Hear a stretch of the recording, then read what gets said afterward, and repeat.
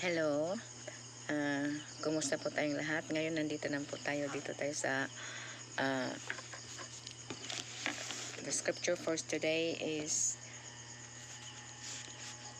James chapter 4 verse 10. Ang sabi dito, humble yourself in the sight of God and He will lift you up. Kaya sabi dito, kung tayo ay nanatiling mapagpakumbaba, ang Panginoon ay magkaroon tayo ng favor sa Diyos. Kaya manatili tayong mapagpakumbaba para na magkaroon tayong kapayapaan. Kasi kung wala tayong kababaan ng kalooban, kung halimbawa man na mayroong sumisira sa atin, nandoon talaga na yung hinahamon yung ating pagkatao, hinahamon yung ating sarili. Tapos minsan umiiral ang pride, no? So yung kailangan talaga natin na mapagpakumbaba dahil tayo ay matagumpay kung tayo ay mapagpakumbaba. Kasi kung tayo mapagpakumbaba, kalmado kasi tayo eh.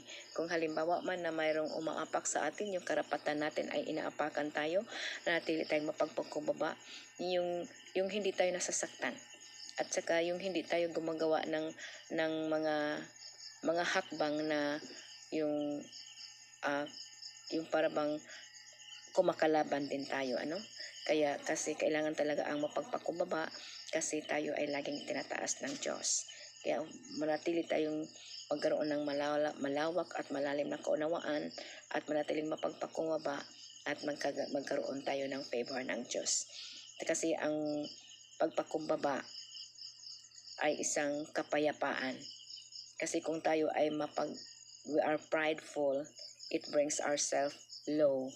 And then, but to be lowly in spirit, we gain honor. No? So, nandoon tayo magkaroon tayo ng honor and respect sa mga tao na tumitingin sa atin. Kasi kahit karapatan natin yan, inaapakan ang karapatan natin, pero natin pa rin tayo ng mapagpakumbaba kasi alam natin na may Diyos. Kaya ibigay sa Panginoon ang lahat. Kung halimbawa man na mayroong kumakalaban sa atin at inaapakan na ang ating pagkatao, inaapakan ating karapatan, manatili tayong mapagpakumbaba. Tumitingin lamang tayo sa Panginoon. We continue to look unto Jesus, the author of our faith. Dahil ang Panginoon, we found perfect peace in the presence of God. So let us continue to pray and submit ourselves to God, fully submissive, and the Lord will move. And we continue to wait and be patient. To be patient and wait the Lord to act in our lives.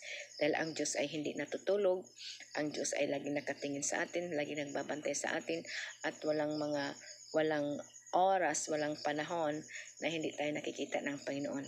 Ang Diyos ay laging nagbabantay sa atin, laging nakatingin sa atin, lantad sa paningin ng Diyos ang lahat ng ating ginagawa. Lantad sa paningin ng Diyos ang ating laman ng ating puso at isipan. Nothing is hidden in the precious sight of God. Kaya manatili tayong mapagpakumbaba at manatili tayong mapagmahal ng ating kapwa. Dahil kung ano man ang ating ginagawa natin yan sa Panginoon. Kaya nasabi dito na in Romans chapter 12 verse 3, do not think of yourself highly than you ought to think, but think that is the others is better than you. Think that other is good than you. Think that other is more than good than you, no? So isipin natin na ang iba ay magaling, ang iba ay mabuti kaysa ating sarili. Kasi kung tayo tinitingnan lagi natin ang ating sarili na tayo ay magaling, tayo ay mabuti, tayo ay maganda, tayo ay maayos, magkaroon tayo ng pride doon, no? Ang pride o meron sa ating puso, ang pride o meron sa ating buhay.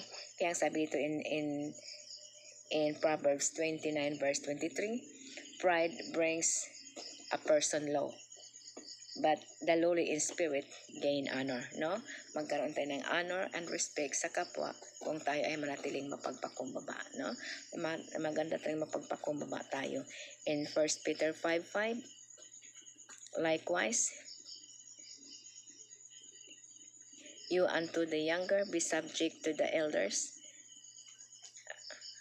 Clothe yourselves all of you with humility towards one another, for God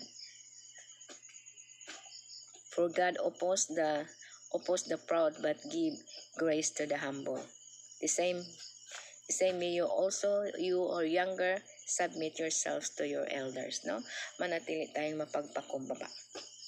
Kasi God oppose the proud, but He gave grace to the humble, no? Nandoon na tayo ay